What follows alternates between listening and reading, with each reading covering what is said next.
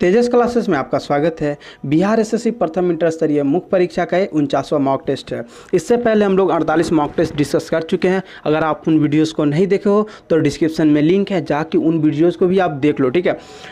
PDF के लिए आपको टेलीग्राम चैनल ज्वाइन करना पड़ेगा, इसका भी लिंक डिस्क्रिप्शन में, उस पर जाके क्लिक करके आप टेलीग्राम तक पहुँच के ज्वाइन कर लीजिए।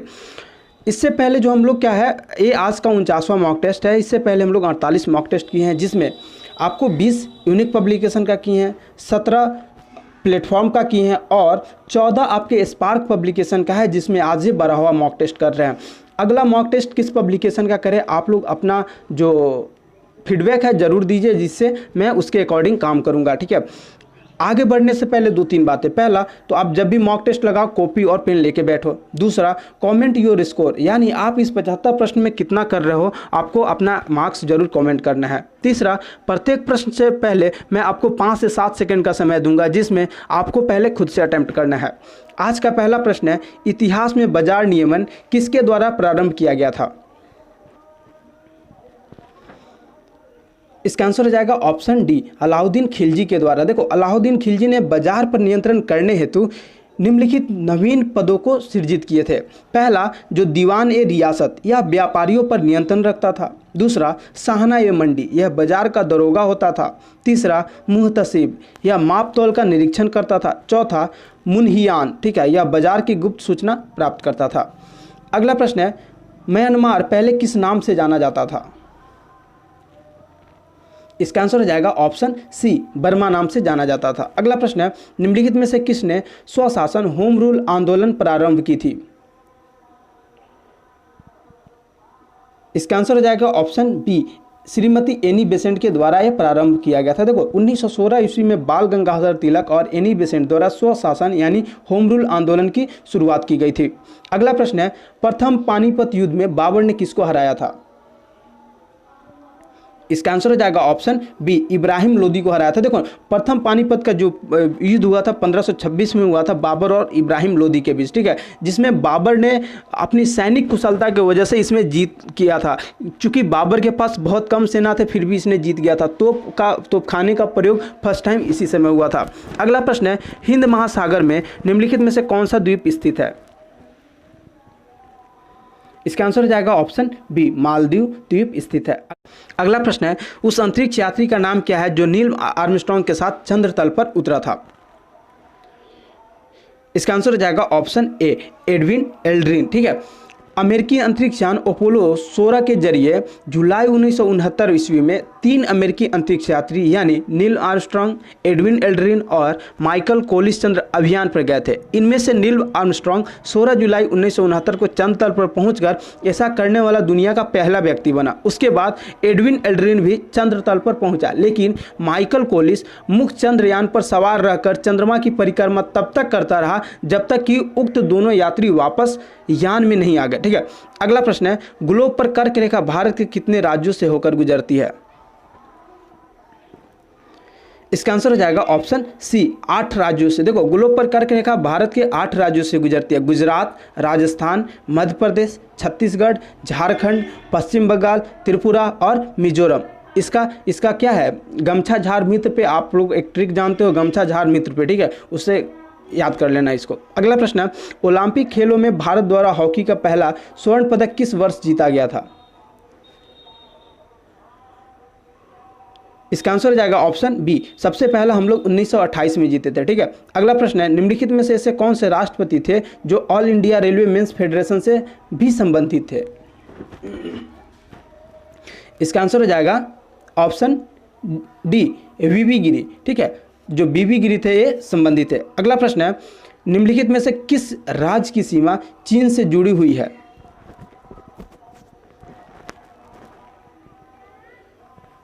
इसका आंसर हो जाएगा ऑप्शन डी, अरुणाचल प्रदेश की सीमा चीन से लगी हुई है। अगला प्रश्न है, मैंग्रोव किसे कहा जाता है? इसका आंसर हो जाएगा ऑप्शन सी, लवन कच्छ का एक प्राकृतिक वन है, इसी को मैंग्रोव कहा जाता है। अगला प्रश्न है, एशिया की सबसे लंबी नदी कौन सी है? इसका आंसर हो जाएगा ऑप्शन बी, यांगटी सिक्यांग, ठीक है, ये चीन की नदी है। अगला प्रश्न है, विश्व में किस देश का लिखित संविधान सबसे विस्तृत है? इसका आंसर हो जाएगा ऑप्शन डी, अपना प्यारा भारत का जो संविधान है वो सबसे बड़ा है। ठीक है, अगला प्रश्न है, किन दो तिथियों को क्रमशः दिन और रात बराबर होते हैं? इसका आंसर हो जाएगा ऑप्शन बी, 21 मार्च और 23 सितंबर को ये होता है। अगला प्रश्न है, भारत का national atlas and thematic mapping organisation निम्नलिखित में से किस स्थान पर अवस्थित है? इसका आंसर हो जाएगा ऑप्शन सी, कोलकाता में। अगला प्रश्न है, निम्नलिखित में से किसने ब्रिटिश सरकार के प्रशासनिक कार्य संपादन को सरल बनाने के लिए भारत में शिक्षा के माध्यम के रूप में अंग्रेजी का आरंभ किया था? इसका आंसर हो जाएगा ऑप्शन बी। देखो, लॉर्ड मैकाले ने ये सजेशन दिया था। ठीक है, और अंग्रेजी शिक्षा का श्रेय उन्हीं को जाता है। अगला प्रश्न है, निम्नलिखित में से निम्नलिखित किस वर्ष भारत में ईस्ट इंडिया कंपनी का शासन समाप्त कर भारतीय प्रशासन का नियंत्रण सीधा ब्रिटिश ताज के अंतर्गत हस्तांतरित कर दिया गया?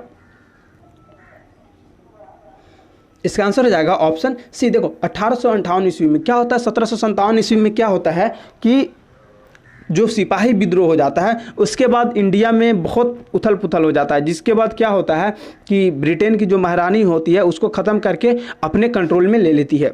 अगला प्रश्न है, राज्यसभा द्वारा लोकसभा को धन विधेयक कितने समय में लौटा दिए जाने चाहिए? इसका आंसर हो जाएगा ऑप्शन सी, 14 दिन में, मैक्सिमम 14 दिन में अगर वो नहीं लौटाते हैं तो क्या हो जाएगा, बिल ऑटो पास हो जाएगा।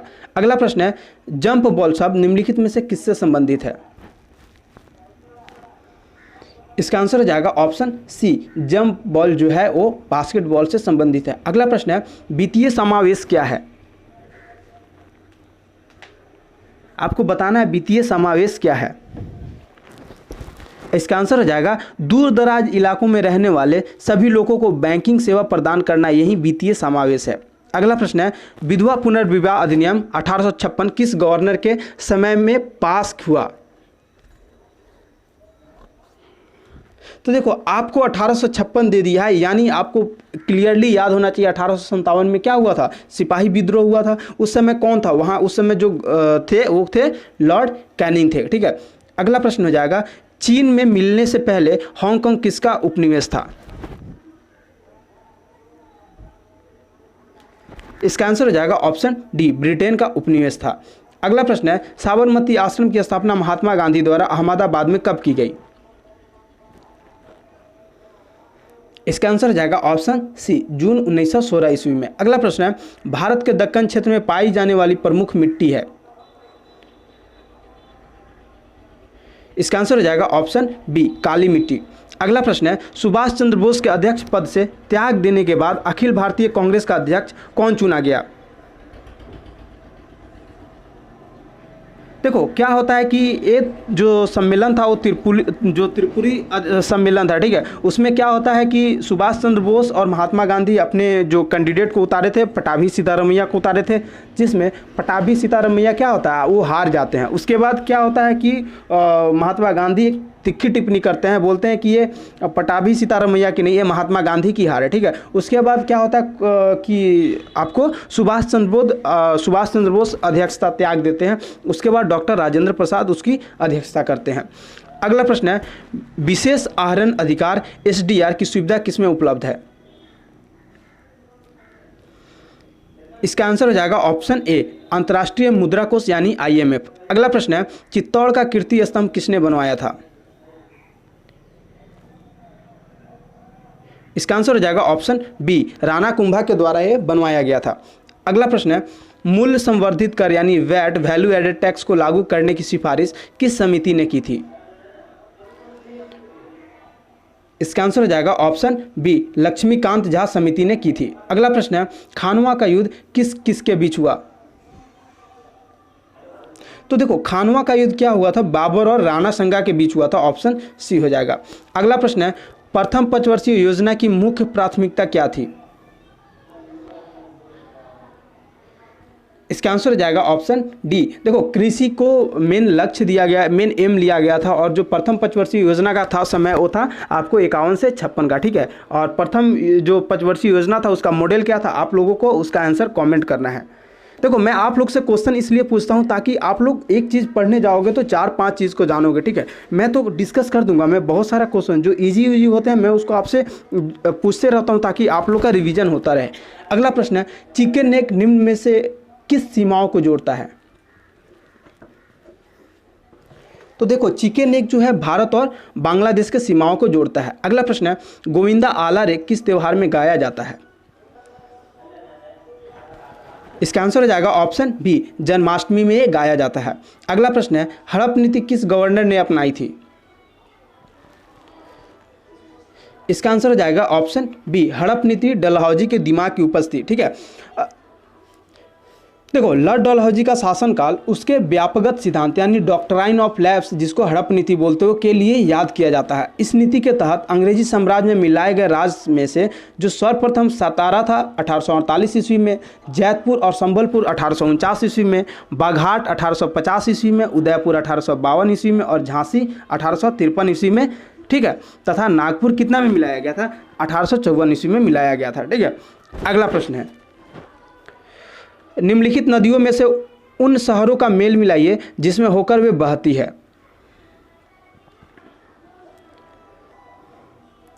देखो जो बैंकॉक है, बैंकॉक किस नदी पे है? तो बैंकॉक आपका हो जाएगा ये चाओ फ्रेया नदी पे है, ठीक है। समाई, समाई आपको सांगपू नदी पे है। डेस्डेन, डेस्डेन किस नदी पे है?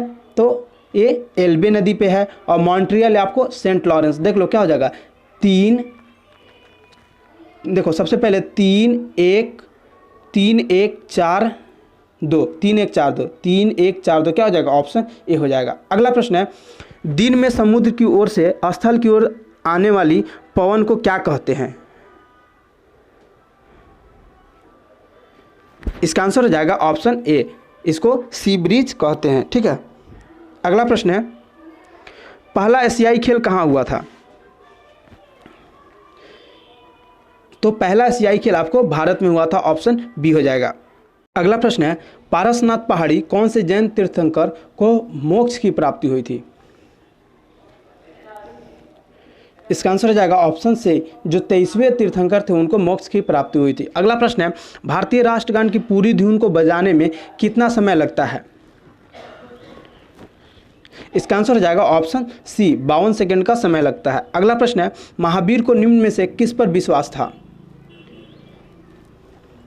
इसका आंसर हो जाएगा ऑप्शन बी, कर्म पे विश्वास था। अगला प्रश्न है, शिवाजी को सजा देने के लिए औरंगजेब ने किसको भेजा था? तो शिवाजी को सजा देने के लिए औरंगजेब ने शाइस्ता खां को भेजा हुआ था। अगला प्रश्न है, कौन सा राजा था जो वैताल को कंधे पर टांगता था? इसका आंसर हो जाएगा ऑप्शन डी, राजा विक्रम सिंह। विक्रम और बैताल की कहानी आप सब जानते होंगे। अगला प्रश्न है, मोहम्मद बिन तुगलक ने नई राजधानी का नाम क्या रखा था? इसका आंसर हो जाएगा ऑप्शन ए, देखो देवागिरी रखा था, ठीक है। इसका कुछ एक, चलो मैं इसके बारे में बता देता हूँ। मोहम्मद बिन तुगलक ने अपनी राजधानी दिल्ली से देवागिरी स्थानांतरित की और इसका नाम दौलताबाद रखा, ठीक है। उसने कृषि के विकास के लिए अमीर कोही नामक एक नवीन विभाग की स्थापना की थी। अगला प्रश्न है, भारत के एक उच्च न्यायालय ने वह निर्णय यानी डिक्री दिया था कि बंद असंवैधानिक तथा दंडात्मक है, क्योंकि? इसका आंसर हो जाएगा ऑप्शन ए, देखो इसमें लोगों के कुछ समूहों के मौलिक अधिकारों का हनन होता है। अगला प्रश्न है, पाकिस्तान के साथ हुए 1965 के युद्ध के समय भारत के राष्ट्रपति कौन थे? इसका आंसर हो जाएगा ऑप्शन सी, सर्वपल्ली राधाकृष्णन। देखो पाकिस्तान के साथ जो 1965 का युद्ध हुआ था उस समय भारत के जो राष्ट्रपति थे वो थे सर्वपल्ली राधाकृष्णन, ठीक है। 1971 में बांग्लादेश की मुक्ति के लिए भारत पाक, पहले तो इनडायरेक्ट युद्ध था, बाद में डायरेक्ट हो गया। भारत पाक संघर्ष के समय भारत के जो राष्ट्रपति थे वो थे आपके बीबी गिरी, ठीक है। सबसे लंबे समय तक जो राष्ट्रपति रहे वो थे डॉक्टर राजेंद्र प्रसाद। ये लगातार 2 कार्यकाल यानी 52 से लेकर 62 तक ये रहे थे, ठीक है। जाकिर हुसैन क्या थे? भारत के तीसरे राष्ट्रपति थे। इनकी मृत्यु कार्यकाल के दौरान ही हो गई थी। माना है। अगला प्रश्न है, तलवंडी स्थान से संबंधित व्यक्ति हैं? इसका आंसर हो जाएगा ऑप्शन बी, गुरु नानक देव तलवंडी जो स्थान से संबंधित व्यक्ति है। देखो तलवंडी जो था ये गुरु नानक देव का जन्म 1469 में तलवंडी नामक स्थान पे हुआ था, जो कि अब पाकिस्तान के ननकानाबाद में ही है, ठीक है। अगला प्रश्न है, भारत के सर्वोच्च न्यायालय के संबंध में निम्नलिखित में से कौन सा कथन सही नहीं है? देखो, यह राज्य के नीति निर्देशक तत्वों के संरक्षक के रूप में कार्य करता है। नहीं, राज्य के जो नीति निर्देशक है वो उसको हम लोग कोर्ट में नहीं ले जा सकते हैं। यदि देखो आपके जो राज्य के नीति निर्देशक तत्व में जो दिया गया है कुछ बातें हैं, उस पर अगर सरकार आपकी स्टेट गवर्नमेंट काम नहीं करती है तो अगले 5 साल बाद आप उसको बटन दबा के उसको सजा दे सकते हो, लेकिन उसको आप कोर्ट में नहीं ले जा सकते हो। ठीक है, बाद बाकी ये सब क्या है, ये तीनों स्टेटमेंट सही है। अगला प्रश्न है, वेलाडीला छत्तीसगढ़ क्यों प्रसिद्ध है? इसका आंसर हो जाएगा ऑप्शन सी, लौह अयस्क हेतु यह प्रसिद्ध है। अगला प्रश्न है, नवरत्न किसके शासन काल में से संबंधित है? नवरत्न किसके शासन काल से संबंधित है? इसका आंसर हो जाएगा, देखो नवरत्न मुगल सम्राट अकबर के शासनकाल के राज की शोभा बढ़ाते थे। यानी देखो क्या हो जाएगा, चंद्रगुप्त मौर्य तो नहीं होगा, हर्षवर्धन नहीं होगा, शिवाजी नहीं होगा, ऑप्शन डी आपका हो जाएगा अकबर हो जाएगा। ठीक है, जो नवरत्न है मैं उनका नाम बोल दे रहा हूँ, बीरबल, अबुल फजल, ठीक है, टोडरमल, भगवान दास, तानसेन, मानसिंह, अब्दुल रहीम खान खाना, मुल्ला दो प्याजा तथा हकीम हुकाम। ठीक है, अगला प्रश्न है, 1919 ईस्वी में गांधी जी ने सत्याग्रह सभा का आयोजन निम्न में से किसके विरोध में किया? इसका आंसर हो जाएगा ऑप्शन बी, रॉलेट एक्ट के विरोध में एक किया गया था। अगला प्रश्न है, किस वैज्ञानिक ने शुद्ध क्रिस्टल अवस्था को सर्वप्रथम अलग किया था? इसका आंसर हो जाएगा ऑप्शन डी, WM स्टैनले ने। अगला प्रश्न है, कॉफी से सबसे महत्वपूर्ण उत्तेजक कॉफीन होता है, चाय में सबसे महत्वपूर्ण उत्तेजक पदार्थ क्या है? इसका आंसर हो जाएगा ऑप्शन बी, चाय में जो होता है आपको थीन मिलता है। अगला प्रश्न है, निम्न में से कौन सा कार्य गुर्दे का नहीं है?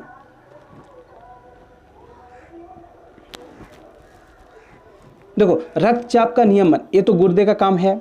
प्रतिजैविक यानी एंटीबायोटिक्स का स्राव नहीं, ये गलत है।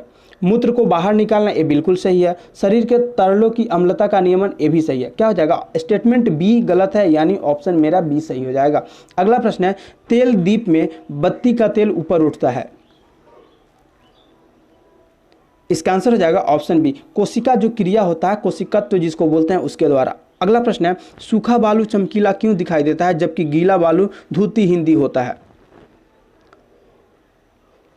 इसका आंसर हो जाएगा ऑप्शन बी, इसका कारण परावर्तन है। अगला प्रश्न है, निम्नलिखित में से कौन सा कथन गलत है?